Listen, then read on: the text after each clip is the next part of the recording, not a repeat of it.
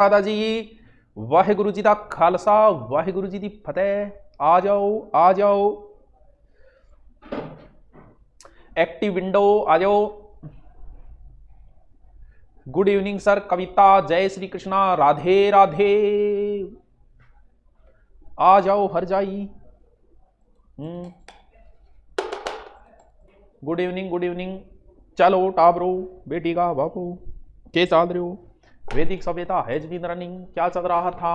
हमारे वैदिक सभ्यता चल रही थी। 1 मिनट में मैं वैदिक सभ्यता का रिपीट मारता हूं, इतने में आपका भी साथ साथ में रिपीट हो जाएगा कि कल मैंने क्या बताया था वैदिक सभ्यता के अंदर। सबसे पहले तो इसका सन कब से कब तक है? 1500 से 600 ईसा पूर्व है। सबसे पहले नाम वैदिक, वैदिक नाम वेद से बना है। वेद का अर्थ होता है ज्ञान, ज्ञान की बातें हैं। कहता है मैं चतुर्वेदी हूं, मैं तिबेजी हूं, मैं दुबेजी हूं, क्योंकि वेदों में सारा का सारा ज्ञान लिखा हुआ है। भूगोल वाले सर नोट्स नहीं लिखवाते। अरे ये बात आज बोलो, कौन से गुरुजी? भूगोल के 2 है। अब कौन से सर की बात कर रहे हो? पहले तो ये बताओ, भूगोल के राजस्थान भूगोल वालों की बात करो या इंडिया भूगोल वालों की? पहले तो ये बताइए। और जो नहीं लिखवाते आप उनके कमेंट करो कि सर हमें लिखवाओ और गुरुजी की तरह, ठीक है? तो उनको ही कह दिया करो। तो वेद का अर्थ ज्ञान होता है। इसमें कौन सी जाति थी उस समय? आर्य जाति थी। आर्य का अर्थ होता है सर्वश्रेष्ठ, हे आर्य पुत्र। फिर हमने बताया कि वेदों को 2 भागों में, वैदिक सभ्यता बहुत लंबी है, इसे 2 पार्टों में बांट लेते हैं। एक ऋग्वेदिक काल, एक उत्तर वैदिक काल। ऋग्वेदिक काल के अंदर 1 वेद पढ़ा जाएगा ऋग्वेद। उत्तर वैदिक काल के अंदर 3 वेद बाकी बचे वो पढ़े जाएंगे। सबसे पहली बात यह है कि आज हम क्या पढ़ेंगे? ऋग्वेद पढ़ेंगे। अरे वाह सर, ऋग्वेद पूरा पढ़ांगा मुना, पूरा पढ़ता 12 महीना लगा तो नहीं तो टाइम है पूरा पढ़ने। सबसे प्राचीन वेद ऋक से बना हुआ शब्द है ये ऋग्वेद। प्राचीन बोलने वाला ऋग्वेद को जो पंडित बोलता है, मंत्रों को ऋचा, जो ऋचाओं को बोलने वाले पंडित को होत्री कहा जाता है, यानी ऋग्वेद को पढ़ने वाले को होत्री कहा जाता है, ठीक है? वेद ऋग्वेद में कितने मंडल है? 10 मंडल है, 1028 सूक्त है, 10,580 मंत्र है। अब हम ऋग्वेद के मंडल का मतलब ये मान लो एक यूनिट है, यूनिट के अंदर ये लेसन है, लेसन के अंदर ये बातें ऐसे मान लो जैसे नहीं होती। मुगल काल एक यूनिट है, उसमें सिर्फ जहांगीर बाबरी 2 ही दिए गए हैं, तो ये एक तरीके की यूनिट है। अब हम 10 के 10 से मंडलों को पढ़ेंगे। गुरुजी तो याद करना पड़ेगा ना मुना, ना तू टेंशन ना ले, इंपॉर्टेंट जो है वही याद करने। बता मैं सारे दूंगा, बता। राजस्थान भूगोल वाले सर नोट्स नहीं लिखवाते, ठीक है? चेतन कुमार माही, आप डीपी शर्मा जी की बात करें तो आप भी कह देना, मैं भी थोड़ा सा रिक्वेस्ट कर दूंगा, लिखवा देंगे, ठीक है? पहला मंडल, दूसरा मंडल, तीसरा मंडल, चौथा मंडल, 5वां मंडल, ठीक है? छठा मंडल, 7वां मंडल, 8वां मंडल, 9वां मंडल, 10वां मंडल।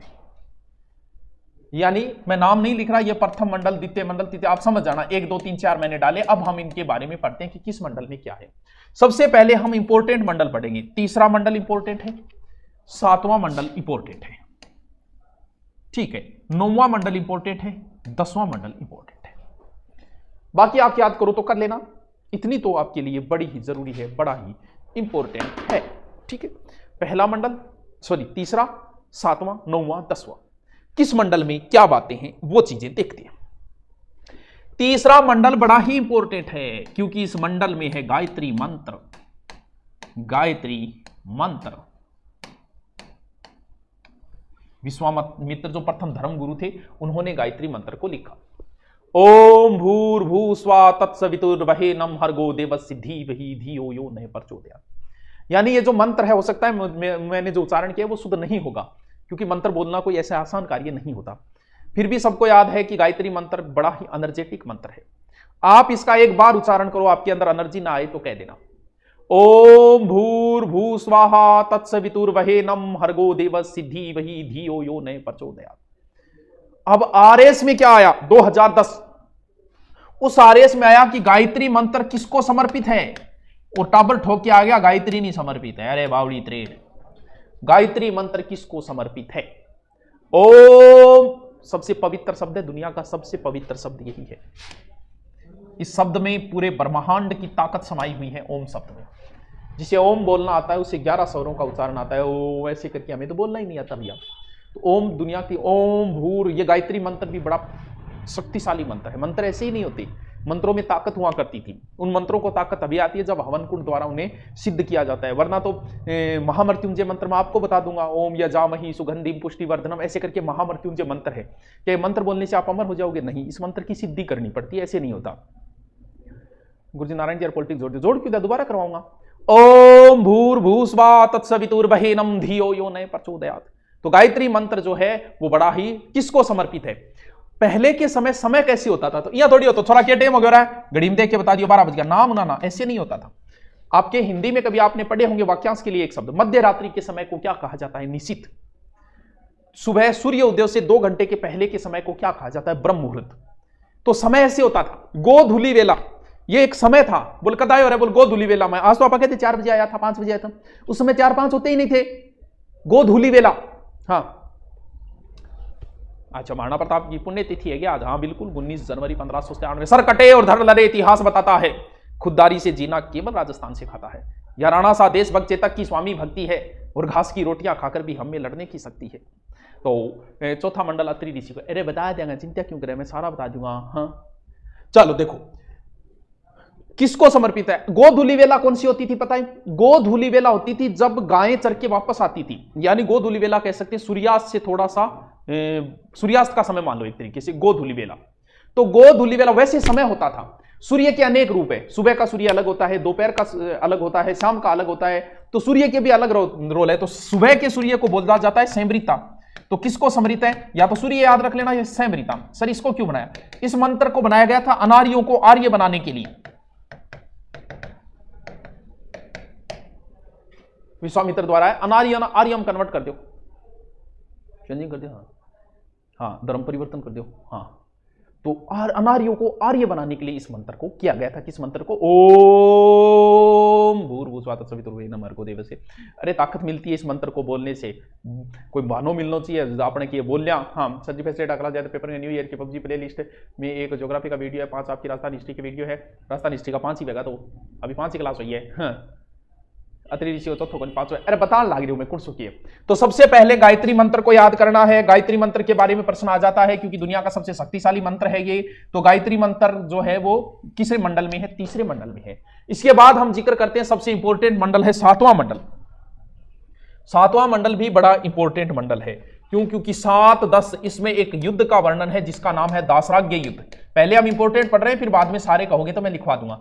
दासराग्य युद्ध का वर्णन है इसमें, ठीक है। सर ये क्या लोचा है? आज अगर हम बात करें कि प्रधानमंत्री एक पद है, तो प्रधानमंत्री मतलब उस समय प्रधानमंत्री की जगह राजा होता था। तो आज प्रधानमंत्री की जगह और बड़ा पद कौन सा है? प्रधानमंत्री बाद में बढ़िया पद जगह खातर लोग तरस है तो गृह मंत्री मान लो। भी गृह मंत्री को पद है नहीं, वो तकड़ो पद है। जी आपने राजस्थान में जी गृह मंत्री, वित्त मंत्री अंगा पद देख लेते गए तो आपका नहीं है, दूसरे ने कौन दिया नहीं, तो यह बहुत बड़ा पद है। तो राजा के बाद में उससे सबसे महत्वपूर्ण स्थान होता था पुरोहित। क्या आपने रामायण देखी है? रामायण में भगवान राम के 2 गुरुओं के नाम आते हैं, एक विश्वामित्र का नाम आता है, एक वशिष्ठ का आता है। विश्वामित्र और गुरु वशिष्ठ। इन दोनों गुरुओं का नाम रामायण के अंदर आता है। ये दोनों ही भगवान राम के गुरु रहे हैं। हाँ एसएससी सीजीएल का नहीं है बेटा, कल्चर वाले सर नोट्स, कल्चर वाले तो लिखवाते हैं भाई। राष्ट्रपति की है, राष्ट्रपति सासू अगली बू है की बनी है फूफा जी आपने फूफो जी की इज्जत है, होना जरूरी है फूफो जी ब्याह में, लेकिन भाई जी फूफो जी मना कर दें तो ब्याह टले को फूफो जी रूसी बैठे हो।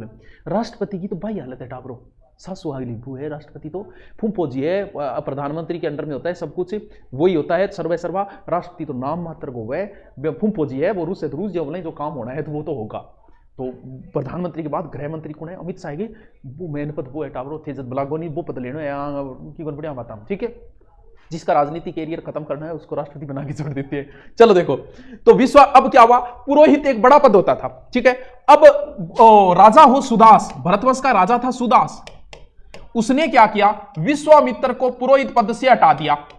बोलते हो काम थोड़ा मन से ही कौन लाग रही हो, और किन बना लियो? वशिष्ठ ने बना लियो, और बनाता है विश्वामित्र आयो गुस्सैम। और गुस्सैम आगे भारत के सभी राजाओं के पास गया, यानी 10 राजाओं कन गयो, बोले मेरे ब्राह्मण सागे गलत हो भाई, मेरे तो बड़ो पद छीन लियो भाई साहब, मन तो आडवाणी बना के छोड़ दियो। जब फिर 10 राजा भेड़ा करके विश्वामित्र ले आए, और परुसनिया रावी नदी के किनारे ये युद्ध हुआ था। इसमें कौन जीता? इसमें सुदास की विजय हुई थी। त्रितुवंश या भरतवंश से था, इसमें सुदास की विजय हुई। इसमें 3 अनार्य कबीले भी लड़े थे, तो उनके नाम याद रखो तो मैं बता दूंगा। और ये शक्तिशाली जो राजवंश था वो था पुरु। जबकि एक इतिहासकार है डीडी कोसांबी, वो कहता है नहीं जी, इस नदी जल पर अधिकार करने के लिए युद्ध हुआ था। और हम लोग क्या मानते हैं कि इस घटना की वजह से ये युद्ध हुआ था, जो इतिहास का प्रसिद्ध युद्ध है 8वें मंडल में युद्ध का वर्णन है, कौन सा 8वें मंडल में? अरे सलीम खान की एक रह गया तू। दासराग्य युद्ध का वर्णन जो है वो 7वें मंडल में, 8वां मंडल तो कड़व ऋषि संबंधित है। सलीम खान तू आप भी भ्रमित हो रही है, मन्ना और भ्रमित करे। लेट हो गई सर प्रीति, कोई बात नहीं, लेट हो गई तो अब पढ़ ले, ठीक है। आगे चलो फिर, कितने मंडलों का जिक्र कर लिया? 7 मंडलों का, सॉरी 7वें मंडल का, यानी तीसरे का गायत्री मंत्र। गायत्री शब्द में ही 3 शब्द है, उसी हिसाब से याद रख लेना। 7, 10, 7वें मंडल में दासराग्य युद्ध का वर्णन है। अब एक 9वां मंडल और एक 10वां मंडल, ये भी 9वां मंडल जो है वो सोम देवता को समर्पित है, अंगिरा ऋषि से संबंधित है। 144 सूक्त है। सोम देवता यानी सोम जो है वही छाटियो दारूडी, यानी स्पेशलिंग मंडल और बना रखे। हाँ, कमेंट चालन तो लग रहा है। तो गुरुजी कल्चर वाले सर नोट्स नहीं लिखवाते, कल्चर वाले नहीं लिखाते, ऐसा तो नहीं है, कह देंगे उनको। 7वां मंडल, हाँ आर्यसमैन कैसे तैयार करें बाद में बताऊं। 9वें मंडल में सोम देवता वो छांटिए गो, और कहते हैं कि ये जो दारू है वो कहां मिलती थी, सोमरस कहां मिलते थे? वो मिलती थी हिमालय की मुंजवत चोटी पर। 3 वर्ष जो ग्रस्त जीवन जीतो नहीं वो छांटियो ले इसको, बाकी को ले नियम हो रही। तो ये याद रखना जरूरी है। 9वें मंडल में क्या है? 9वें मंडल के अंदर सोम देवता का वर्णन है। सोम हिमालय की मुंज व चोटी, और सोम के लिए 144 सूक्त है, ठीक है। हाँ सर जी, दीपक जी शिक्षण विधियां दो, शिक्षण विधियां देखिए आप ही कराओगा, करवा देंगे शिक्षण विधि। और लास्ट है 10वां मंडल, लास्ट और इंपोर्टेंट मंडल 10वां मंडल। इंगमा कई सूक्त है, लेकिन एक इंपोर्टेंट सूक्त है जिसका नाम है पुरुष सूक्त। पुरुष सूक्त यो थोड़ो इंपोर्टेंट है, क्योंकि इसमें 4 पुरुषों की उत्पत्ति का उल्लेख है। 4 जातियां भी टेम देखो टाबरो के होया कर, तो जाति क्या बनेड़ी पहली तो आ चीज समझो। देखो पुरुष सूक्त में यह कहा गया कि पुरुष कैसे बने, जैसे हम लोग कैसे बने। उसने कहा कि ब्रह्मा के मुख से ब्राह्मण बने। मुख से बनने का मतलब यह हुआ कि मुख का कार्य, यानी मुख का कार्य क्या? बोलने का काम, पढ़ाने का काम। यह काम पुराने समय में किनका था? ब्राह्मणों का था। और भुजाओं से कौन उत्पन्न हुए? भुजाओं से क्षत्रिय उत्पन्न हुए। किसकी? ब्रह्मा की। तो क्षत्रियों का मतलब भुजाओं से लड़ा जाता है, तो लड़ने का कार्य किनका था? रक्षा करने का कार्य किसका था? क्षत्रियों का था। तीसरा काम, जांघों से कौन उत्पन्न हुए? वैश्य, यानी क्या काम? व्यापार करना। पैरों से कौन उत्पन्न हुए? शूद्र, यानी पैर का काम क्या होता है? पैर का काम होता है शरीर की सेवा करना। तो अब जैसे वर्तमान में हम बात करें तो कितनी जातियां हैं? वर्तमान में एक जनरल है, ओबीसी है, एससी है, एसटी है, ये जातियां हैं वर्तमान में।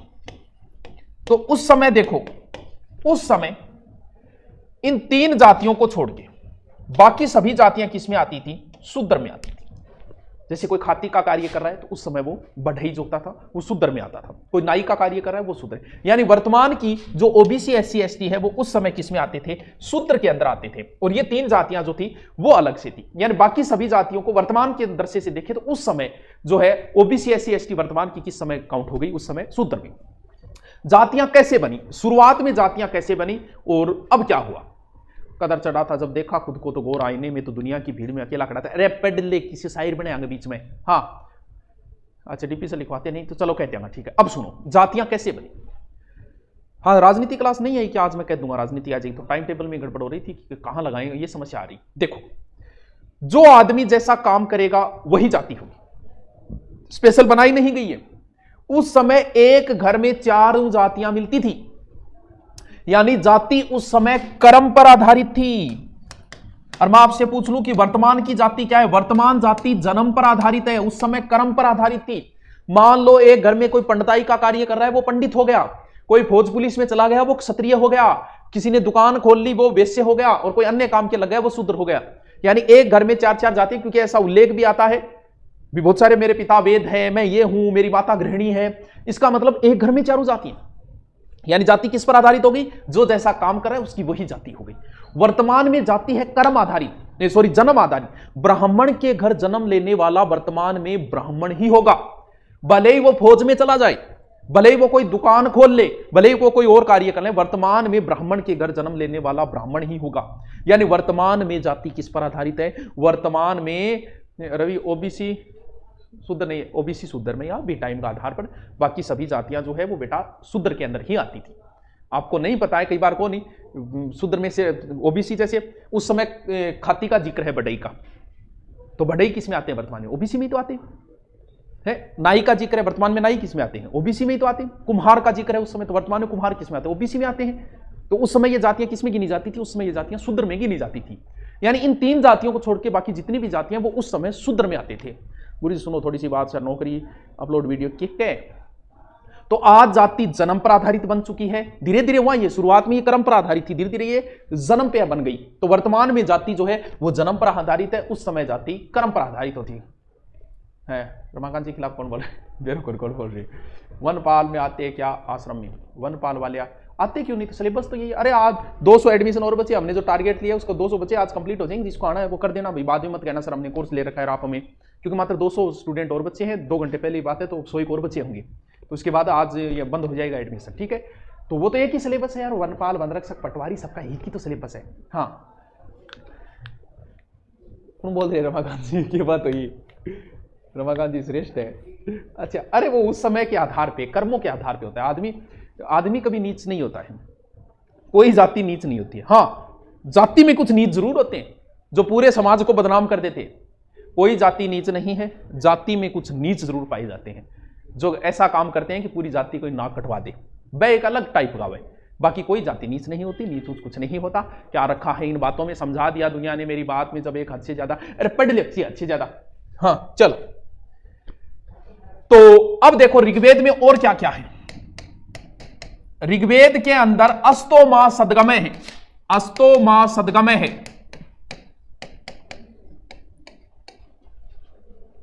यह कहां से लिया गया है? युद्ध का कन्फर्म करता है। रेडी है? दासरा के युद्ध 7वें मंडल में। क्या बात, मन्ना और कंफ्यूज कर दिया बिना मतलब कमेंट करके। इतना कमेंट कर दिया, गूगल पर ही मार लिया। ले ले किन्नो मारा। गूगल 100 क्यों बता रहे? गूगल इतनी फैसिलिटी दे थे। यहाँ कौन? मेरे पिताजी का नाम तो 20 आदमी लिस्ट आ जाएगी, देख ले भाई तेरे पिताजी का नाम की है। दासराग्य युद्ध, दासगिल युद्ध आगे हो गए। दासराग्य युद्ध, दासराग्य युद्ध 10 राजाओं का युद्ध था। दासराग्य युद्ध है, इसका उल्लेख ऋग्वेद के 7वें मंडल में। बेटी का बापो बिना मतलब कंफ्यूज करो, तो गूगल पर मार लिया। 7वें मंडल में 7:18, 7:33। अच्छा टाइम और दे रहा कि तब जी हट रहे। तो 10 राजाओं का समय दासराग्य युद्ध बोलने लगे, ठीक है। ज्योग्राफी क्लास शुरू है, ज्योग्राफी की क्लास। चलो, अस्तोमा सदगमय कहां से लिया गया? ऋग्वेद का बड़ा मंडल जो है। वैसे एक बात बताइए, शुरुआत में ये जातियां नहीं थी, ऋग्वेद का 10वां मंडल बाद में जोड़ा गया, इसलिए माना गया कि ये बाद में है, ठीक है। और ब्रह्मा का उल्लेख ऋग्वेद के अंदर नहीं है। बड़े एक युद्ध का वर्णन पहले मंडल में भी है, 60,999 राजाओं के युद्ध का भी वर्णन है पहले में। तो बाकी जो मंडल आप याद करो तो कर लेना, मैं 1 2 3 4 सारे लिखवा दूं, लेकिन जरूरी नहीं है। चलो अब लिख लो जल्दी से, क्योंकि कल का भी बाकी पड़ा है। लिख लो, चल हेडिंग डालो, वैदिक सभ्यता। वैदिक सभ्यता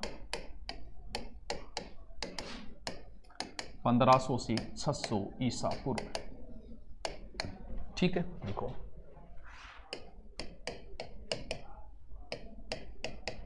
वेद का अर्थ है ज्ञान, ज्ञान।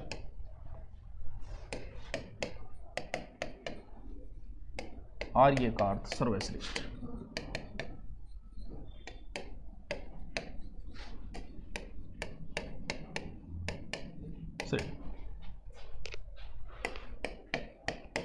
वेद, श्रुति साहित्य। सर श्रुति साहित्य, श्रुति साहित्य का अर्थ ध्यान रखियो, पुराने टाइम में यहाँ को नहीं होया करता पढ़ाई। हाँ पुराने टाइम में पढ़ाई यहाँ को नहीं होती जी, आज मैं पढ़ाने लग रही हूँ फिर था लिखाऊंगा थे बार नोट्स। पुराने टाइम में ये श्रुति साहित्य थे, गुरुजी खुद रटता और रट के गुरुजी चेला रटाया करता, रोजाना 1 मंत्र रटाया करता, 2 मंत्र रटाया करता, कैपेसिटी के अनुसार। तो इसीलिए सुनकर एक दूसरों सुनता चलता रहे, लास्ट में डोट पेन आता ही जब वेद व्यास जी लिख दिया, यानी ये श्रुति साहित्य है। हाँ समझ गए? चल सुने गए हैं, सुनते सुनते चलाया आगे, ठीक है। ऋग्वेद में सब 33 बार है।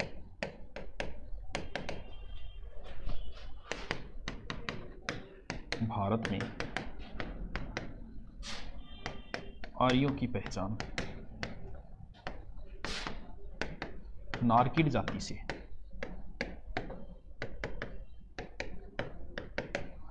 से है। ठीक है, देखो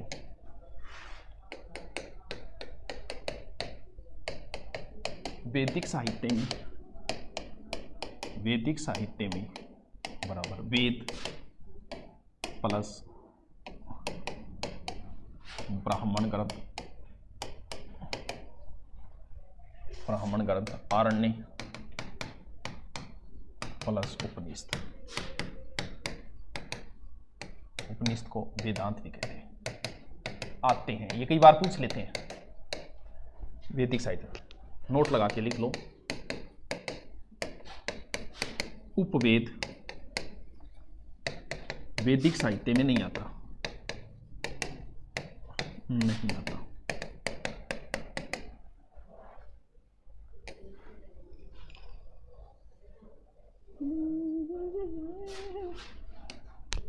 ठीक है, फिर लिखो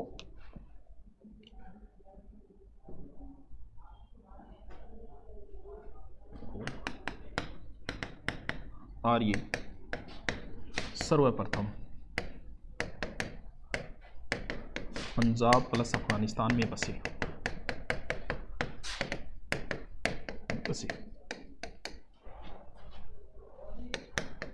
फिर कुरुक्षेत्र के नजदीक ब्रह्मवत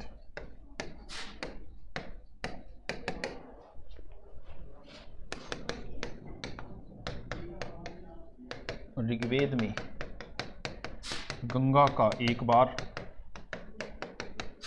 व यमुना का 3 बार जिक्र है। यमुना का 3 बार जिक्र है।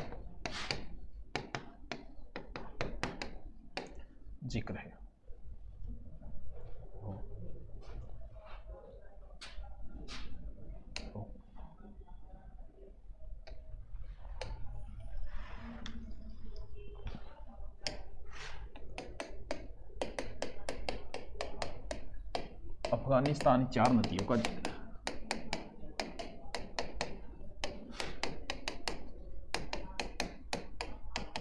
ठीक है, देखो नंबर 1 कुंभ या काबुल।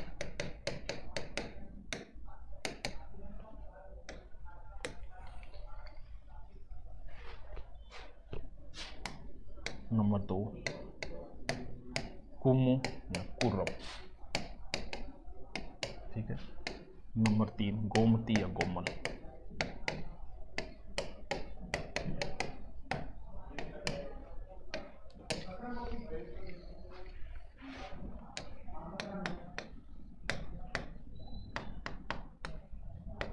सुवास्त या स्वात।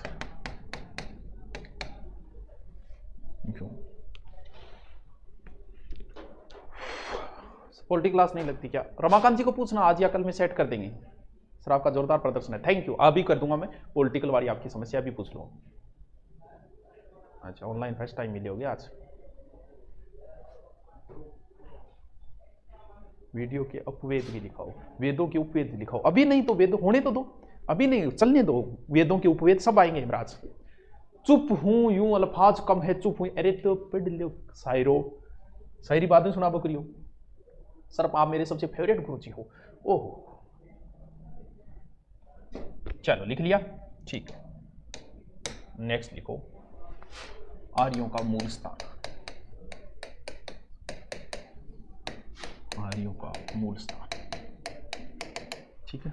पहला लिखो भारत।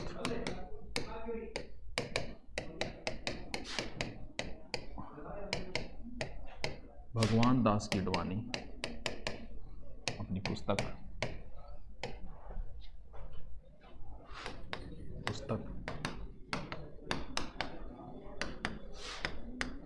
रिटर्न ऑफ आर्यास मानते तिब्बत।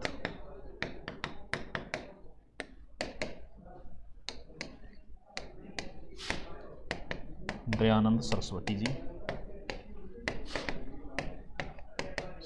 जी व फारसी जर्मन, ठीक है। तीसरा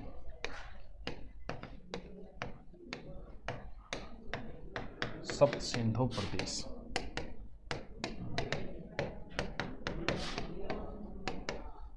अविनाश चंद्र दास,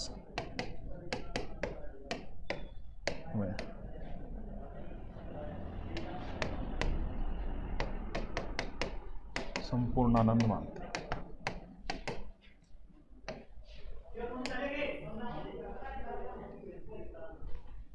ठीक है। 4 उत्तरी ध्रुव,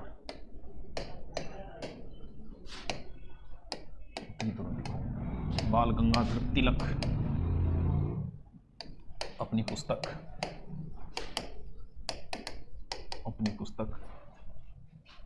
the orchids home of the Vedas में मानते हैं।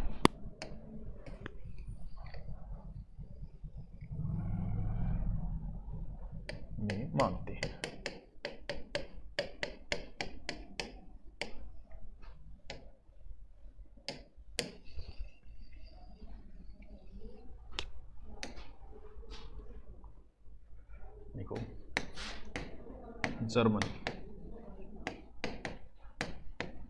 पेन का मानता है। मध्य एशिया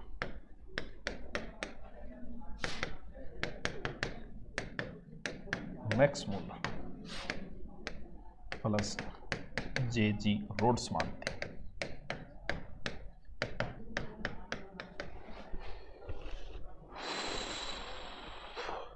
कला संस्कृति की नहीं लगती है, ऐसा थोड़ी हो सकता है। कला संस्कृति क्लास आती है, जिसकी संविधान की क्लास आ जाएगी कल, अभी बात करूंगा मैं दोबारा। चलो,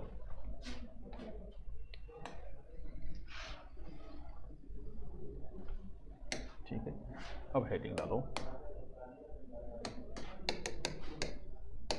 वैदिक सभ्यता 2 भागों में बांटा है।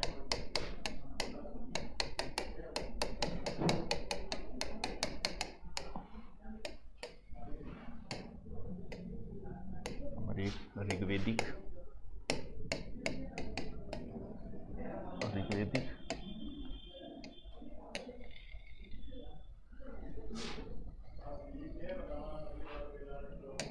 उत्तर वैदिक।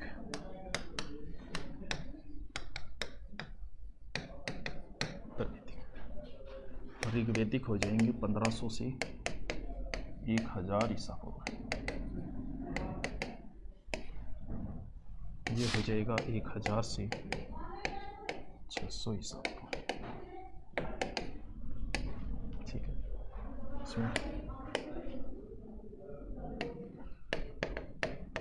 इसमें एक ऋग्वेद आएगा।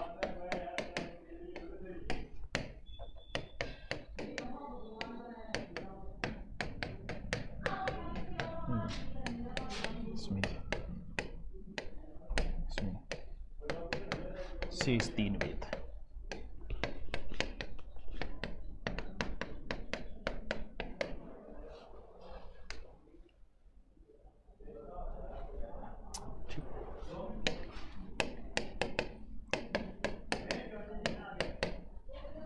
वेद त्रयी में ऋग्वेद प्लस सामवेद प्लस यजुर्वेद आएगा, अथर्ववेद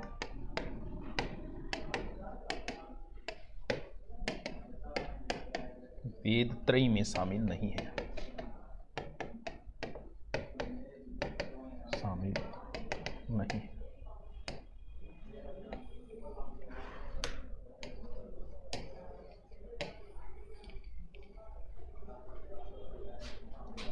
ठीक, लिखो लिखो। इंडियन कोर्स से जिसने लिया है उनकी पॉलिटिकल क्लास अभी शुरू नहीं किए है। हाँ ठीक है, हेडिंग डालो ऋग्वेद।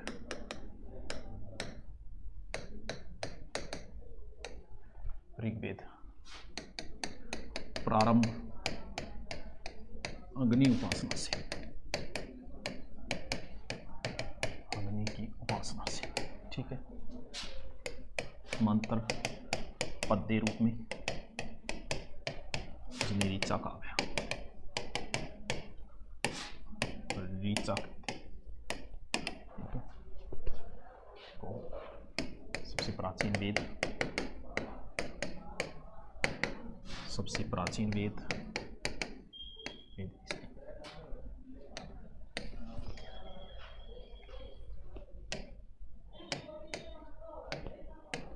रचना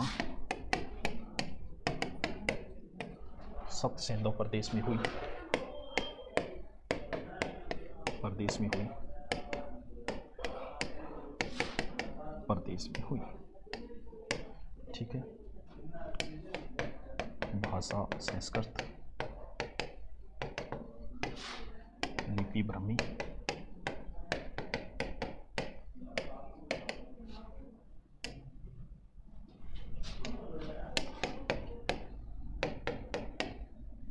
ऋग्वेद में 10 मंडल,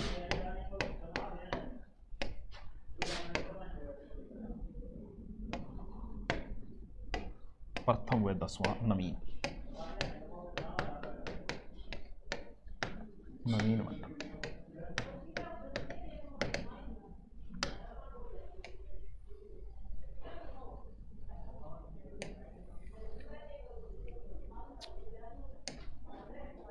ठीक है, देखो ऋग्वेद में मंडल सीधे लिख दो, अलग से लिख देता हूँ, मंडल 10 सूक्त बराबर 1017, 8वें मंडल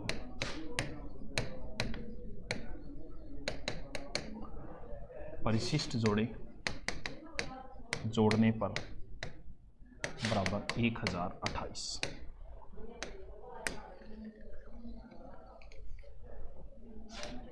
सूक्त फिर लिखो, मंत्र बराबर 10,600 या 10,580। ध्यान रहे क्योंकि कई रिपीट हुए हैं, इसलिए कुछ आपकी राजस्थान ज्योग्राफी में भौतिक प्रदेश से आगे भी अपलोड करो। अच्छा, अब आगे अपलोड नहीं, बता दो, कोई बात नहीं, कहेंगे। ठीक है, देखो वेदों का संकलन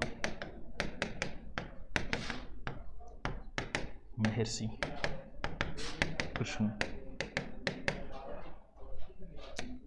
देवपायन वेदव्यास ने किया, वेदव्यास ने किया।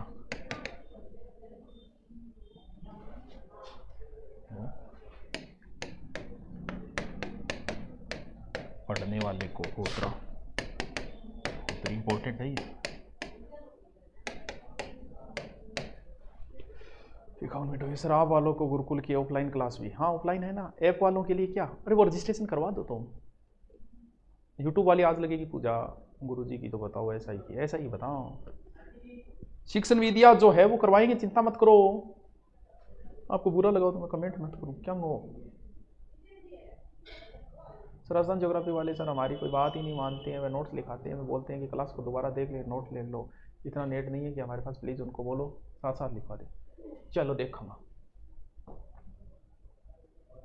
मंत्र श्लोक, मंत्रों को ऋचा कहा गया है, समझे। ऋचा बोलते, मंत्र बोलते, बात एक है। गंगाधर कहते, शक्तिमान कहते। गुरुदेव मैंने पहले आपसे पुलिस वाले बेंच में नोट्स बना लिए हैं, अब थोड़े बनाने जरूरी है क्या? रहने दे, ये बात है। अच्छा किटे हो गए, 52 मिनट होगी के 10 का 10 मंडल लिखी जाता कुछ 52 मिनट में भाई।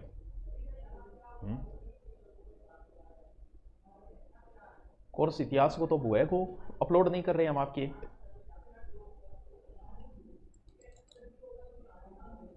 ऑफलाइन का भी करेंगे, सब कुछ करेंगे। चलो तो फिर 10 मंडल तो कल ही लिखेंगे। Okay thank you. चलो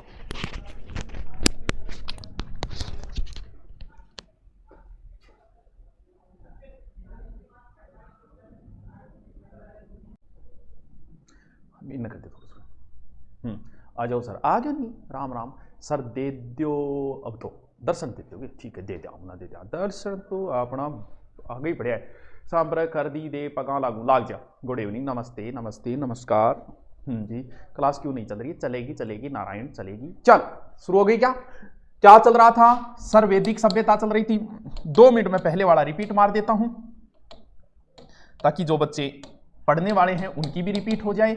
हमारा चल रहा था वैदिक सभ्यता, कब से कब तक है? 1500 से 1000 ईसा पूर्व, सॉरी 600 ईसा पूर्व। वैदिक सभ्यता, वैदिक सभ्यता, वेद का अर्थ क्या होता है? ज्ञान होता है। इसमें आर्य जो था तो आर्य का अर्थ सर्वश्रेष्ठ होता है। वैदिक सभ्यता को 2 पार्टों में बांटा गया, ऋग्वेदिक उत्तरवेद, चाहे पूर्व वैदिक है तो चाहे उत्तर वैदिक है, तो बात एक ही है। ऋग्वेदिक में सिर्फ एक वेद पढ़ा जाता है, ऋग्वेद। ऋग से बना शब्द है, सबसे प्राचीन वेद है ऋग्वेद।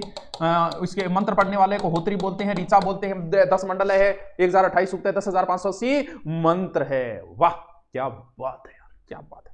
अब हम 10 मंडल पढ़े थे। 10 मंडल है, तीसरे मंडल है गायत्री मंत्र है, 7वें मंडल दसरा की युद्ध, 9वें मंडल सोमदेवता और 10वें मंडल 4 जातियों की उत्पत्ति का उल्लेख है। वाह हो गया याद? सर जी डीपी सर समझ में ही नहीं आती है, प्लीज आ रहे इसमें रोज ज्योग्राफी की नारायण। अच्छा यहां क्यों यही करे यार? हाँ चल अब देखो ब्राह्मण ग्रंथ, कई बार यहां से प्रश्न पुट हो जाता है। ब्राह्मणों का काम था वेदों का सही विश्लेषण करना, यानी ब्राह्मण एक तरीके से गुरु थे उस समय, यानी उन्हें उनके वेद पढ़े हुए थे तो वो वेद को पढ़ा सकते थे, समझा सकते थे कि ऋग्वेद में ये लिखा है, अथर्ववेद में ये लिखा है। तो ब्राह्मण ग्रंथ जो है वो एक तरीके से वेदों को समझने में आसानी करते हैं, ये वेदों को समझने में इजी कर देते हैं ब्राह्मण ग्रंथ। ऋग्वेद के 2 ब्राह्मण ग्रंथ है, ऋग्वेद के 2 ब्राह्मण ग्रंथ है। एक का नाम है ऐत्रेय ब्राह्मण ग्रंथ, ऐत्रेय ब्राह्मण ग्रंथ, या फिर इसे बोलते हैं पंचिका, ठीक है। और दूसरा है कौशितीय या सखायन ब्राह्मण ग्रंथ। इसका संकलन किया था महिषदास ने, और इसका किया था कुशिक ने, करने के कारण कौशितीय कहते हैं, कुशिक। ये महिषदास कौन था? ये इत्रा का पुत्र था, इसलिए ऐत्रेय कहलाया, इत्रा का पुत्र। सर प्रश्न हाँ कई बार पूछ लेते हैं ऋग्वेद के कितने ब्राह्मण ग्रंथ हैं, यहां से प्रश्न कई बार पुटअप हो जाता है। नमस्ते सर राजस्थान जी की अच्छी पुस्तक बताओ। अच्छी वर्ड मैं तो मेरे लिए बताऊंगा, देखो दूसरे गिनापा को बताओ, ठीक है। गंगानगर का लाडला की ओर से राम राम राम राम रे भाया राम राम, बाढ़ बोल से सेटिंग नहीं। चल तो अब ऋग्वेद ऐत्रेय ब्राह्मण ग्रंथ में कुछ बातें लिखी गई है। किसमें? ऐत्रेय ब्राह्मण ग्रंथ। एक तो राज्याभिषेक के नियम लिखे गए। सर किसके राज्याभिषेक? राज्याभिषेक राजा का होगा, राज्याभिषेक तो राजा का होगा, तो राजा के राज्याभिषेक के नियम लिखे गए, राजा को राज्याभिषेक किया करने। और भाई साहब एक बात लिखी गई है इसमें कि लड़की कर्पण बताई गई है, लड़की, लड़की कर्पण बताई गई है। कर्पण का मतलब दुख देने वाली, बेटी का हवा को गे करो रहे। ऐत्रेय ब्राह्मण ग्रंथ में लड़की को कर्पण बताया गया, दुख देने वाली बताया गया, पता नहीं किस लिए बताए गए। चल तीसरा, संघर्ष का कारण 3 ही है। बताओ भाई संघर्ष का कारण क्या है? संघर्ष का कारण 3 ही मिलेगा। कौन सा? ए 3 मिलेगा, जर, जोरू, जमीन। ये दुनिया में लड़ाई 3 ही चीजा की डालो, ज्यादातर लड़ाई तो भाई जी ये चीज की चाहते हैं। जदू इंडिया फाइट बैक देखियो, जदू घराड़ी इंटर लागन लगियो इंडिया फाइट बैक, क्योंकि लड़ाई पूरी आई है। जब भी कभी 25 से कम एज वालों का कोई मामला होता है ना, किसी को मार दिया, ये कर दिया, उसको दिया, उसमें कारण जो मिलता है वो यही मिलता है, इसके अलावा कोई कारण नहीं मिलता है। जर का अर्थ होता है आदमी की लड़ाई या तो दौलत के लिए है, या फिर इलू के लिए है, जोरू, या फिर जमीन के लिए है। 3 ही लड़ाई है, चौथी इस दुनिया में कोई लड़ाई है ही नहीं। तो संघर्ष का कारण 3 ही है, जर, जोरू, जमीन। पगा लागूंगू जी, लागले बना पगा लागले तन कुंडो कर बनाता बिया बात तो साची कही है भाई वेदाम। और ऐत्रेय इसके अंदर समुद्र का भी उल्लेख मिलता है। लिखा गया है कि राज्याभिषेक के समय ब्राह्मण को खेत दान करना चाहिए। किसमें? ऐत्रेय ब्राह्मण ग्रंथों में लिखा गया है।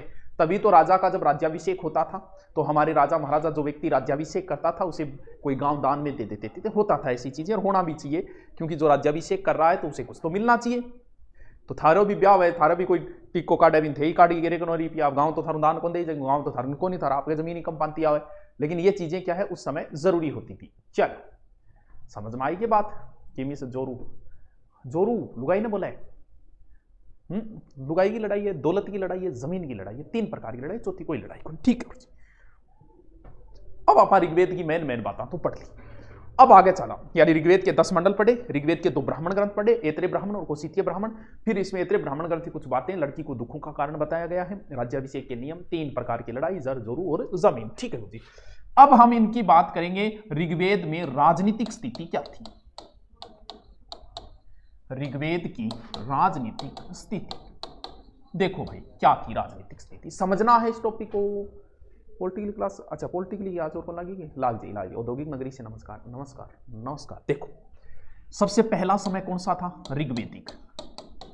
ऋग्वेदिक के बाद में कौन सा समय है, उत्तर वैदिक। उत्तर वैदिक समझो राजनीति क्या है, समझो राजनीति का मतलब। आज हम बात करें राजनीति की, थे कौन पॉलिटिकली क्लास, तो बिंग क्या पढ़ाऊंगा, प्रधानमंत्री, राष्ट्रपति, उपराष्ट्रपति, ये तो राजनीति है।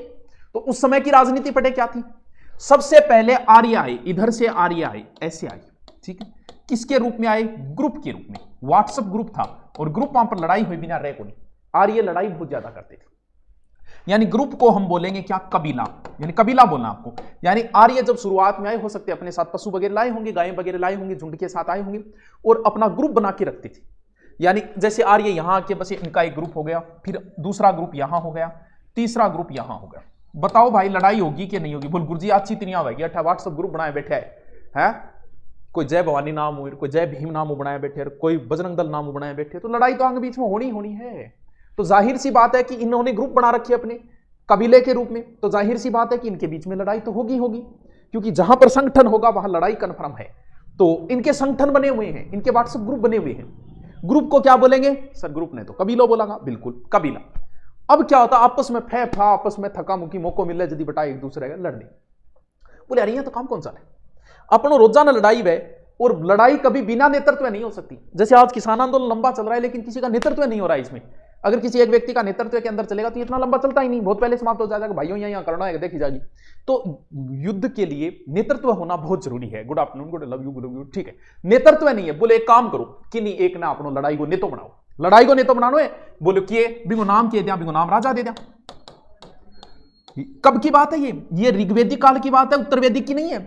शुरुआत में राजा कैसे बना, हुआ क्या, ग्रुप में लड़ाई होती थी, बोल मारे लड़ाई को तू नेतो बन जा, तू मान कहेगो नहीं कंठा लाठी चढ़ा दे तो मैं चढ़ा दिया भाई, तू मारो नेतो है। यानी राजा उस समय कबीले का नेता बना, शुरुआत की बात है ऋग्वेद। उत्तर वेद में नहीं है ऐसा। उत्तर वेद की तो वो कल्चर है जो हमारी थी लास्ट आजादी से पहले, राजा महाराजाओं की जो कल्चर थी ना, वो उत्तर वेदिक की कल्चर है। शुरुआत में क्या हुआ, नेता बन गया, लड़ाई दंगा में आ गए भाई जी रे। अब भाई जी एक दिन बैठा बैठा विचार करो बड़ो ये क्या काम चलो, तो इसने एक दिन बुला के कबीला ने बोली ना बेटी का बापू मन थे लीडर तो बना दियो, मेरे घर क्या चालो रे, मेरे घर कैसे चलेगा। बोले यार बात तो तेरी जायज है, तन तो मेड ने तो बनाई छोटी, तो लड़ाई बन तंगो करबो कर बस है, बात तेरी एकदम सच्ची है। तो फिर एक काम करते हैं, तुझे हम टैक्स देंगे। टैक्स को उस समय बोला जाता था बलि, यानी हम तुझे क्या देंगे, बलि देंगे। ध्यान रहे, टैक्स को बलि बोला जा रहे थे, बलियां ना हो झटका आदमी नहीं, टैक्स को बलि बोला जा रहा है। 5 और कॉलेज असिस्टेंट 9 नंबर कम रह गए, इसकी किसकी तैयारी करूं, कॉलेज असिस्टेंट में 9 नंबर कम रह गए। अरे भाई तू तो फर्स्ट ग्रेड की तैयारी कर, फर्स्ट ग्रेड की भर्ती आएगी।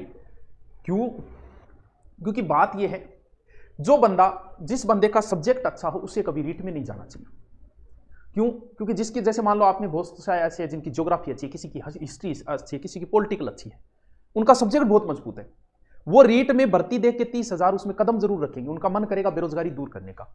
लेकिन सच्चाई यह है कि रीट एक सब्जेक्ट जिस बंदे का मजबूत हो, वो रीट की तैयारी करना उसके लिए बड़ा मुश्किल है, क्योंकि रीट में उसे 2 भाषाएं रटनी पड़ेगी, वहां उसकी समस्या आ जाती है। वो अपने सब्जेक्ट में रुचि होती है, अपने सब्जेक्ट को बहुत अच्छे से पढ़ सकता है वो, लेकिन भाषाएं प्रॉब्लम करती है। अब जब आप असिस्टेंट प्रोफेसर में अगर 5 नंबर से रहे हो तो अब की बार फर्स्ट ग्रेड में आपको कौन रोकेगा। लेकिन आपको मन करेगा 30,000 रीट की भर्ती, इंगमा जावा, अब ये आपके लिए सब नया है। क्यों, क्योंकि 2 भाषाएं आपको पढ़नी है, साइको आपको पढ़नी है, जीके आपको पढ़ना है, ये सब कुछ आपके लिए नया हो गया। इससे अच्छा है बेरोजगारी थोड़ी लंबी और रह सकती है, लेकिन उसी के लगे रहो, उसी सब्जेक्ट को मजबूत करते रहो। इसी साल भर्ती तो कन्फर्म है फर्स्ट ग्रेड की, बाकी आपका अपना निर्णय है भी, आप कुछ भी ले सकते हो, आप स्वतंत्र है निर्णय के लिए, मेरा अपना विचार है, ठीक है। कभी मैं किसी टीचर को नहीं बोलता रीट की, क्यों, क्योंकि टीचर का एक सब्जेक्ट मजबूत होता है और उसके आधार पर वो रीट में सिलेक्शन उसका मुश्किल होता है। सेकंड ग्रेड में हो जाएगा उसका, फर्स्ट ग्रेड में हो जाएगा उसका, लेकिन रीट में होना उसका बड़ा मुश्किल है। क्यों, क्योंकि रीट में 2 भाषाएं तैयार करनी पड़ती है, जिसमें 6 महीने लग जाते हैं बच्चे को, और फिर मास्टर आदमी का तो ये बड़ो समझ में को नहीं आओगी संस्कृत वगैरह। हाँ, तो नए बंदे को करनी चाहिए, बाकी आपका सब्जेक्ट मजबूत है तो आप अपने सब्जेक्ट से तैयारी करो, ठीक है। टैक्स को बली बोले, बोलो मैं मारी इच्छा अनुसार मेरे घरे 2 बोरी बाजरी 3 बोरी बाजरी जो भी होगी मैं मारी इच्छा तन के ले जाऊंगा, टैक्स ले जाऊंगा। यानी बात को समझेगा, मैं कब की बात कर रहा हूं, समझते जाओ इस चीज को, रटना नहीं है। हाँ, समझते जाओ कि ऋग्वेदिक काल में राजा चुना जाता था, समझ आगे। बोझ को नेतो है नहीं, बिन बात चुनने है, बोले ओ टोकटो शरीर को बाजड़ो हाथ को नहीं आप इन बना दो। यानी ऋग्वेदिक काल में राजा को चुना जाता था। अब क्या हुआ, धीरे धीरे धीरे धीरे धीरे धीरे राजा कब्जा होता गया और धीरे धीरे धीरे धीरे उत्तर वैदिक में आता आता राजा पद हो गया पैतृक। कुछ जगह पे जरूर उदाहरण मिलते हैं चुनने के, लेकिन पैतृक हो चुका था। जैसे हम आजाद हुए थे तब हम नहीं पढ़ते क्या, हम पढ़ रहे हैं ना, महाराणा कुंभा का पुत्र ये बना, फिर सांगा बना, सांगा का पुत्र बना, फिर महाराणा प्रताप बना, महाराणा प्रताप का पुत्र बना। क्यों? क्योंकि यहां पर आते आते राजा पद जो था वो पैतृक हो चुका था, जबकि पहले राजा पद क्या था, पहले राजा चुना जाता था, बाद में राजा पद क्या हो गया था, पैतृक हो गया था। 1 मिनट, हेलो, हाँ अच्छा अच्छा,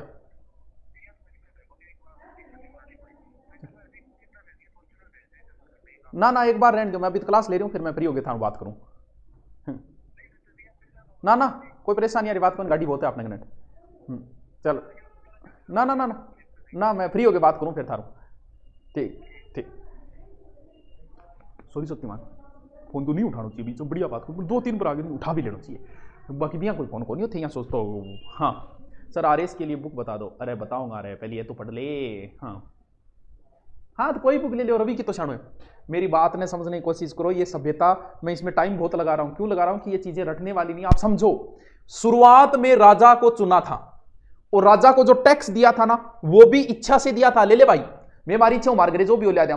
धीरे धीरे राजा मजबूत होता गयो और धीरे धीरे राजा पद उत्तर वेद में आते आते राजा पद पैतृक हो गया, और ये जो टैक्स दिया जाता था ना ऐच्छिक, ये अनिवार्य हो गया, देड़ो पड़ेगा। हम जब आजाद हुए थे उस समय उत्तर वेदी कल्चर आ चुकी थी, टैक्स नहीं आते कि 84 प्रकार की लाग बागे थी, वो टैक्स था। बलि बोला बलि जाएगा, ध्यान रखना। शुरुआत में राजा चुना जाता था, ठीक है, शुरुआत में राजा को जो बलि दी जाती थी वो ऐच्छिक थी। उत्तर वेद में राजा शब्द पैतृक हो गया, बेटो पोतो पड़पोतो सड़पोतो, और जो बलि दी जाती थी वो क्या हो गई थी, वो ऐच्छिक नहीं अनिवार्य हो गई। वर्तमान में बलि क्या है, वर्तमान में बलि अनिवार्य है। बलि का मतलब टैक्स, वर्तमान में आपको टैक्स देना ही पड़ेगा, नहीं दोगा तो थार पर जुर्मानो है। यहाँ सोचता टैक्स बचा ले, नौकरी लागता ही थारी 5 लाख ऊपर इनकम होता ही थारे टैक्स लागे वो 3 लाख ऊपर, 3 को 1 5 को जो भी है, समझ गया। आज टैक्स अनिवार्य है, ठीक है, बात समझ गया आगे, ठीक। यानी राजा जो शुरुआत में था वो राजा शुरुआत में राजा की उपाधि जो है ना विस्पति गोप्ती। एक चीज और ध्यान रखना, राजा भूमि का स्वामी नहीं है, राजा सिर्फ शुरुआत में राजा उस कबीले का नेता है, सिर्फ ग्रुप का नेता है। उत्तर वेदी का मतलब हम जब आजाद हुए तब राजा कबीले का नेता नहीं था, राजा पूरे भूमि का स्वामी था। मारवाड़ का राजा था ना, वो मारवाड़ की जमीन को बेच भी सकता था। यानी उत्तर वेद में आते आते राजा भूमि का भी स्वामी हो गया था। यहां पर भूमि का स्वामी सिर्फ कबीला ही था, उसे तो सिर्फ एक नेतो बनाया जो को बाद में क्या करो, अरे छा मांगना ही घर की रानी बन गई। शुरुआत में राजा जो था ना वो ऐच्छिक बनाया था, कबीले का नेता, लेकिन राजा में इतना सामर्थ्य आ गया कि धीरे धीरे राजा पूरे भूमि का स्वामी हो गया। कब? उत्तर वेदिक काल में, ठीक है। 5 लाख ऊपर, हाँ 5 लाख ऊपर है, ठीक है, समझ गया की बात है, मार तो बोला लगा यार, चलो ठीक है, इतनी बात समझ गई। सर और कोई अधिकारी, यानी मैंने क्या पता, एकदम समझने वाली चीज है। 2 चीजें, दोनों कंपेरिजन रहेगी, ऐसे लिख देता हूं 1 2, यानी ये तो ऋग्वेदिक, ये उत्तर वेदिक, ठीक है। राजा पद, राजा चुना जाता था, कबीले का नेता था, राजा पैतृक हो गया था, भूमि का स्वामी भी बन चुका है। राजा को जो कर दिया जाता था वो कर ऐच्छिक था, यहां आते आते राजा को कर जो है वो क्या हो गया, अनिवार्य। अब कुछ अधिकारी है, राजा के बाद में गृह मंत्री जो था ना वो पुरोहित था। राजा के बाद में सबसे महत्वपूर्ण पद ये हुआ करता था, बस वो मिल जाए तो यहां न जा। हाँ, इस पद के अंदर पुरोहित पद जो था वो महत्वपूर्ण प्रशासनिक अधिकारी था। ये राजा का शिक्षक भी था, राजा का पथ प्रदर्शक भी था, राजा का मित्र भी था और युद्ध में भी भाग लेता था। मैन भाई जी पुरोहित, यानी अमित शाह वो कौन हो, पुरोहित हो। ये राजा का मित्र था, विशेष सलाहकार था, मंत्रियों में सबसे उच्च स्थान था, ये बड़ा पद था इसके ऊपर, किसके, पुरोहित को, ठीक है गुरुजी। गुरुजी गुप्तचर होता है, बिल्कुल स्पष्ट बोला जाता गुप्तचर अधिकारी ने। एक होता था बृहस्पति चारागा या बड़े प्रधान का गुत्थे का होता था, एक रत्नीन अधिकारी था। रत्नीन में कई अधिकारी आते थे जिसमें सेनानी, ग्रामणी, सूत, करमार, ये कई रूपों में मिलकर रत्नी का बड़ा अधिकारी। एक चीज ध्यान रखो, एक अधिकारी है रथकार, कौन है, सूत। क्या इसका महत्व होगा? रथकार का। रथकार कौन है? रथ बनाने वाला, ठीक है, बढ़ई जिसे कहते हैं, खाती, यानी रथकार है, रथ बनाता है, यानी खाती वाला कार्य कर रहा है, ठीक है। इसका कितनी इज्जत होगी? बहुत इज्जत होगी, क्योंकि ये तो गाड़ी बना रहा है। भाई आर्य किस पर जाते थे? सर आर्य तो गाड़ी में ही बैठ के जाते थे, रामायण महाभारत में आपने देखा। तो भाई साहब इसकी बड़ी इज्जत थी उस समय रथकार की। इसका उपनयन संस्कार भी हुआ करता था। हे सूत पुत्र कर्ण, हाँ, महाभारत में सूत पुत्र उसको एक गाली दी जा रही है कि सूत पुत्र है तो लेकिन इज्जत थी। क्यों? क्योंकि सारथी ही तो मैन होता है। किसी थे कभी देखियो कौन, जितना भी फर्जी लोग बने या नेता वगैरह फर्जी लोग जो होते हैं ना, वो अपना ड्राइवर बड़ा खतरनाक रखते हैं। क्यों? क्योंकि वो ड्राइवर ही सब कुछ है। भगवान कृष्ण भी सूत पुत्र, यानी भगवान कृष्ण भी सारथी बने थे अर्जुन के, और वो अगर ड्राइवर नहीं होते उस युद्ध में तो भाई साहब गाड़ी घड़ी ठोक गया था। क्यों? क्योंकि युद्ध में गाड़ी चलाना रही तो मैन हुए, कई बार चारों में नाकाबंदी वो ड्राइवर काट लीजिए। क्यों? क्योंकि ड्राइवर बड़ा महत्वपूर्ण होता है। भगवान कृष्ण अगर उसके ड्राइवर ना होते ना अर्जुन के, तो युद्ध नहीं जीत पाता। तो उसका भी बड़ा महत्व था। यानी रथकार जो था ना, उसका उपनयन संस्कार होता था, शिक्षा से संबंधित संस्कार। उपनयन आ जाएगा। हाँ, 12 बजे वाली आज नहीं हुई थी, कोई अधिकारी आ गए थे। चलो, तो राकेश कुमार ने बताओ प्रियंका जी गठे गए। प्रियंका जी थे, मैसेज पढ़ दो, कौन पढ़ दो? राकेश कुमार जी आन बताओ भी थे गठे गाँव, और फिर आन मोबाइल नंबर भी दो, लोकेशन भी भेजो। हाँ हाँ, इंडिया ज्योग्राफी होगी। सूत का मतलब होता है सारथी। निर्मला, सूत पुत्र यानी ड्राइवर को बेटो। आ मान लो भाई उस समय क्षत्रिय थे, महाभारत में सब क्षत्रिय, एक उच्च कुल है, और उसके बीच में कर्ण खड़ा हो जाता, वो भी उनके बराबर पद ले रहा, बस तू तो सूत पुत्र है, ड्राइवर को बेटो है तू तो, यानी सारथी का पुत्र। चल हाँ 180, हाँ मोड़ दे भाई, ड्राइवर बड़ा अहम रोल रखता है गाड़ी के अंदर, ठीक है। अब इंगे बाद में क्या टाइम हो गया? 31 मिनट होगी के, तो लिखा है, लिख लो फिर कल पढ़ेंगे, लिख लो फिर कल का भी मंडल भी बाकी पड़े। चलो लिखो, चलो लिखो, लिखो 10 मंडल। ऋग्वेद में 10 मंडल है, ठीक है। लिखो, लिखो प्रथम मंडल, मंडल 50 सूक्त है, 50 सूक्त है। लिखते जाओ, लिखते जाओ। देखो कणव ऋषि संबंधित,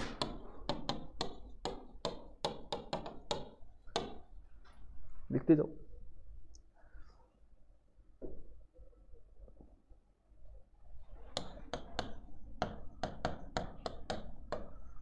प्रथम सूक्त अग्नि,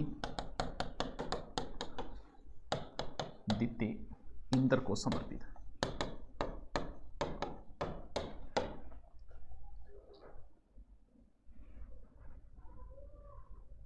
देखो इसमें 20 राजाओं युद्ध का वर्णन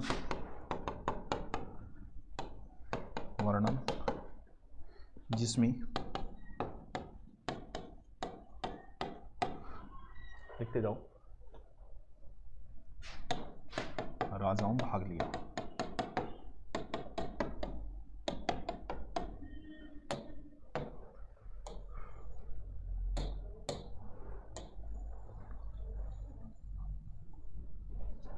ठीक है, चलो देखो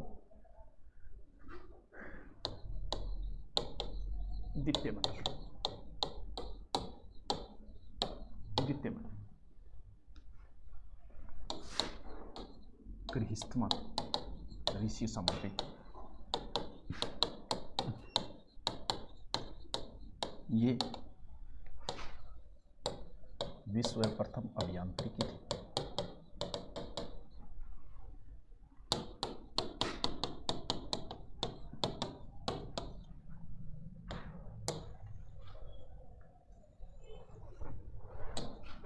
ठीक है, लिखते जाओ। कल की क्लास में कुछ कंफ्यूजन है गुरुदेव? हाँ बताओ क्या कंफ्यूजन है, बता देंगे, ठीक है। तृतीय मंडल देखो,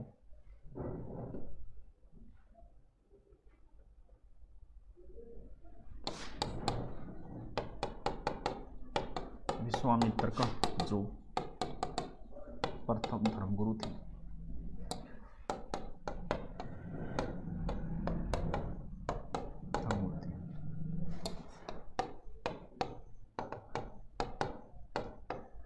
तीसरे मंडल में गायत्री मंत्र है।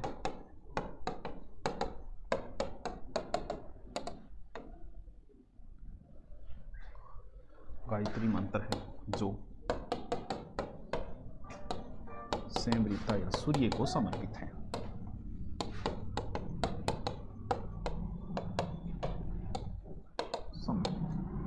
ठीक है सर, मैं आपसे बहुत प्रभावित हूँ। धुरीना की टीम शानदार है। अरे वाह देवराज सिंह चारण, वाह शानो आदमी है तो फिर। हाँ चलो लिखो, कोई बात नहीं।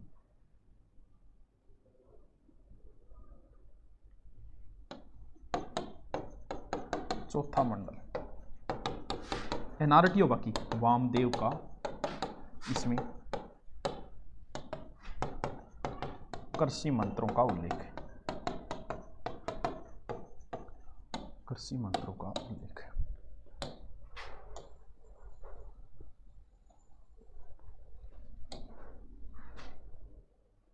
देखो पांचवा लिखो तो रहने दो, पांचवा छठा भी रहने दो, भारद्वाज ऋषि से संबंधित। सीधा सातवां लिखो, इतना कोई नहीं पूछता इतना।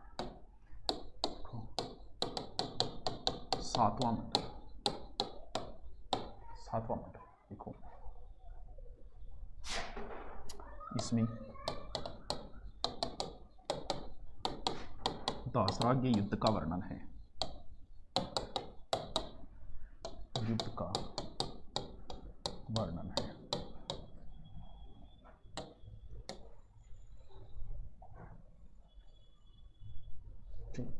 हेडिंग डालो,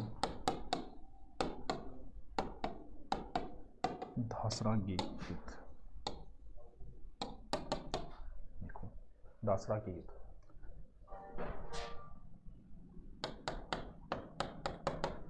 परूसनी या रावी नदी के किनारे लड़ा गया।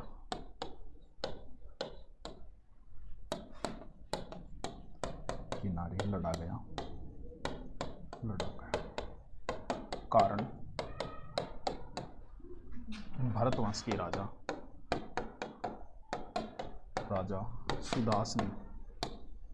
सुदासनी विश्वामित्र स्थान पर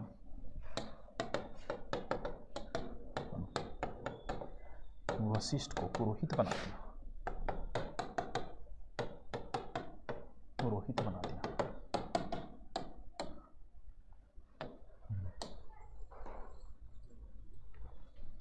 ठीक है,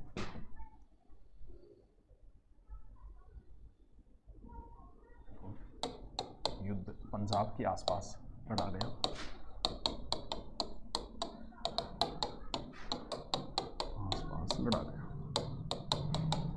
लड़ा गया। ठीक है सर। भीम नमो बुद्धाय, हाँ जी जय भीम नमो बुद्धाय लिख लो। वनपाल का सिलेबस बताओ। देखो अभी सिलेबस आधिकारिक सिलेबस नहीं आया है, बाकी जीके साइंस मैथ ये चीजें रहेगी वनपाल। आधिकारिक सिलेबस अभी नहीं आया है। ठीक है, देखो इस युद्ध में 3 अनार्य कबीले थे।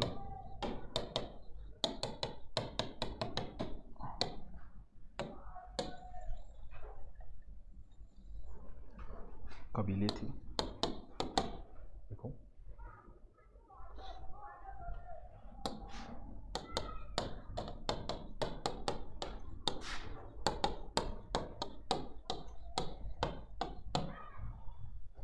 यहाँ सर ठीक है, कैसे लिख ले। शक्तिशाली कबीला पुरु। देखो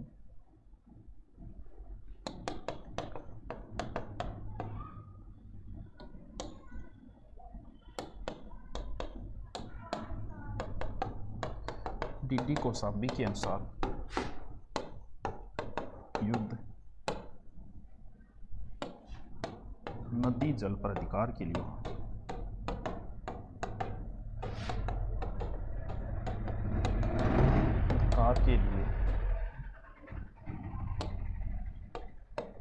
हुआ था।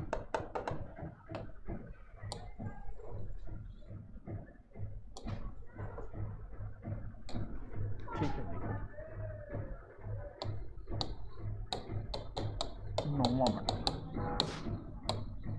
अंगिरा ऋषि संबंधित।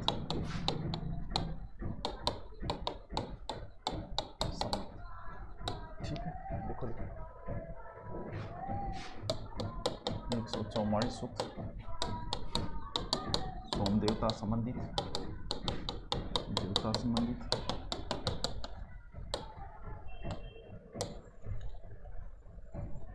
लिख तो लो, लिख तो सर जी गुरुकुल के ऊपर गए सर जी, हिंदी टीचिंग में, हिंदी टीचिंग भी करवाएंगे, सब करवाएंगे, सब करवाएंगे। नो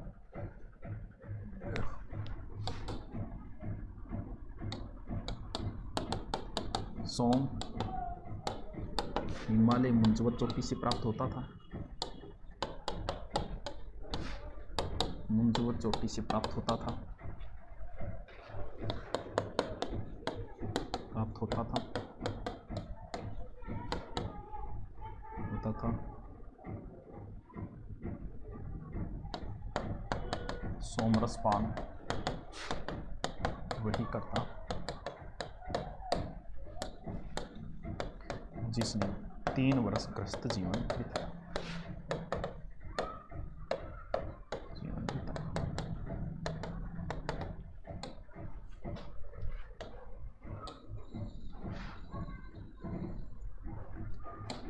ठीक है। लिखो 10वां मंडल, 10वां मंडल। माई सेंड करूं कबीला के बाद क्या है सब, कहाँ है कबीला, तू बहुत पीछे चले, आज हिस्ट्री क्यों को नहीं, अरे यार कभी कोई न कोई आई जाए को नहीं। इसमें पुरुष सूक्त, नासदीय सूक्त, नदी सूक्त है, नदी सूक्त है।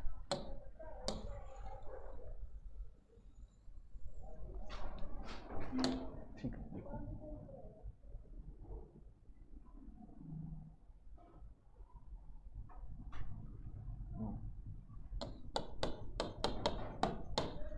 नास्तीय सूक्त निर्गुण ब्रह्मा की चर्चा है, चर्चा। पुरुष सूक्त 4 जाति उत्पत्ति का उल्लेख, उल्लेख बराबर ब्राह्मण, मुख, क्षत्रिय, भूजगांव से,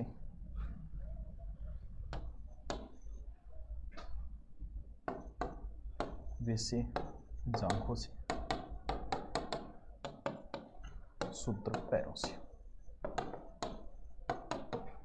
ठीक है, कुछ ये राजस्थान हिस्ट्री क्लास के लिए अरे ये को नहीं है यार, काम दिया तो राजस्थान हिस्ट्री सा डालेडी है, आप वो करेगी क्यों चिंता करो यार। चलो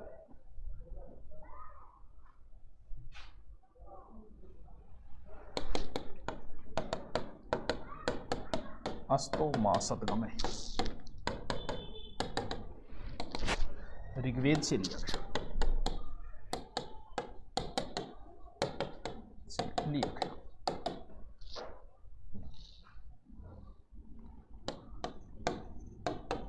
ऋग्वेद 10वां मंडल बड़ा, दूसरा छोटा। गुरुकुल आपके नंबर मिल जाएंगे क्या, गुरुदेव आपके नंबर मिल जाएंगे, मिलने क्यों को नहीं रहे। ठीक है, लिख लो रे बेटी का बापू। वनपाल की बुक कब आएगी, सिलेबस आएगी तभी बुक आएगी बेटा, ऐसी बुक नहीं आएगी बिना सिलेबस। मनदीप सिंह कैसी बुक लाए, तुम ही बताओ, तुम ही। गुरुकुल में लड़कियां आ सकती है क्यों भाई, लड़कियां क्यों नहीं आ सकती। अमरीशपुरी की एक फिल्म है कुल शेविंग अंदर महिला प्रवेश वर्जित है, वैसे थोड़ी है, तो ये तो गुरुकुल नाम है तो कोचिंग ही।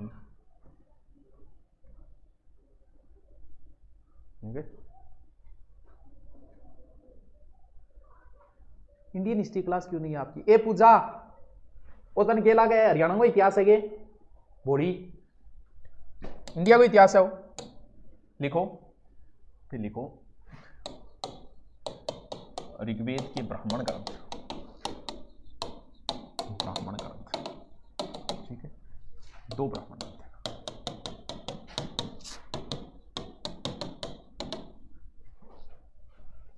नंबर 1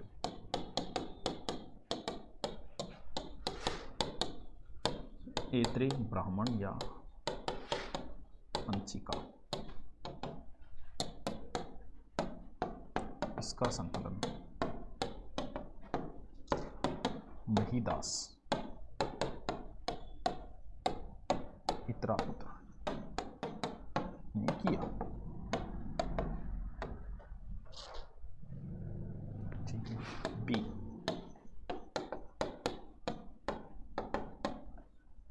कोशितीय या सखायन ब्राह्मण ग्रंथ,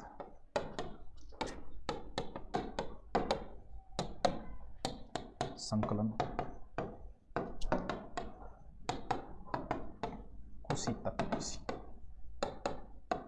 ठीक है।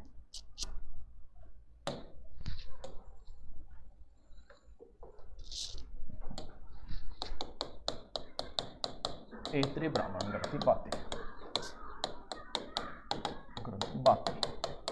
ठीक है।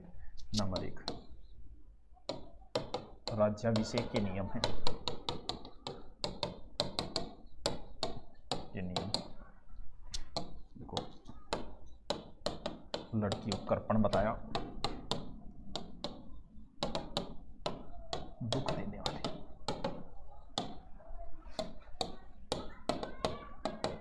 संघर्ष कारण जर, जोरू, जमी।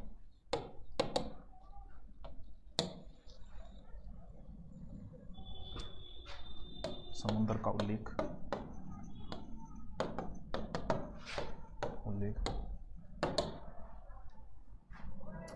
सर हिंदी की क्लास लगाओ। अभी नहीं, 1 महीने बाद लगाए सर। मेरी गर्लफ्रेंड का हैप्पी बर्थडे है। ठीक है अभिमनदीप, तेरी गर्लफ्रेंड ने हमारी तरफ होगी हैप्पी बर्थडे। ठीक है, अब लिख ले। हिंदी की भी लगाएंगे, जल्दी लगाएंगे, एग्जाम से पहले लगाएंगे। 50 मिनट हो गई क्या? लिखो फिर जल्दी से। नेक्स्ट लिखो, ऋग्वेद में राजनीति।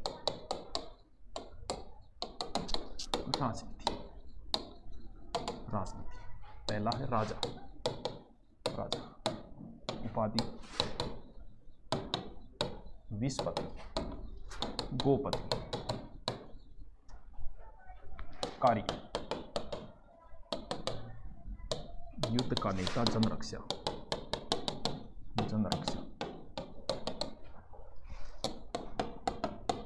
कबीला मुखिया होता था, कबीले का मुखिया होता।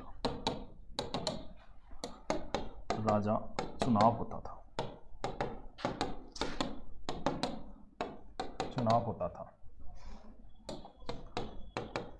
राजा भूमि का स्वामी नहीं था,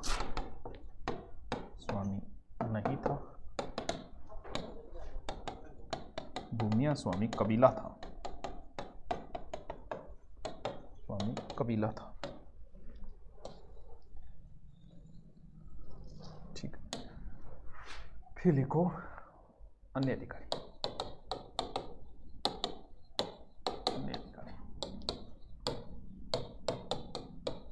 पुरोहित, महत्वपूर्ण प्रशासनिक अधिकारी।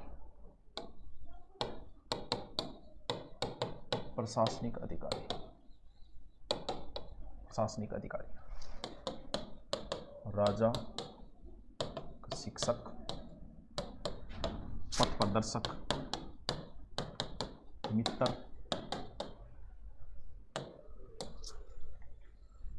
युद्ध में भाग लेता था, मारखाड़ में भी जाया करता। स्पस, गुप्तचर।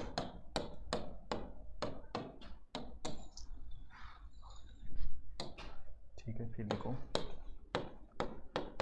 बराजपति,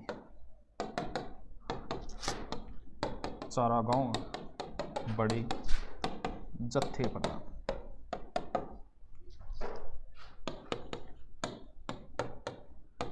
रत्नी, सेनानी प्लस ग्रामणी प्लस सूत प्लस करमार।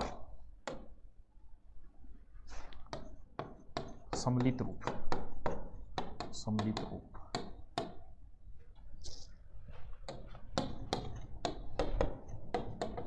रथकार, सूत का भी पुनः संस्कार होता था। होता था। अरे टाबरो तो घणो ही बढ़िया तरीकों करा दियो और थे जानो, पढ़ता रहियो। ओके थैंक यू, कल मिलते हैं।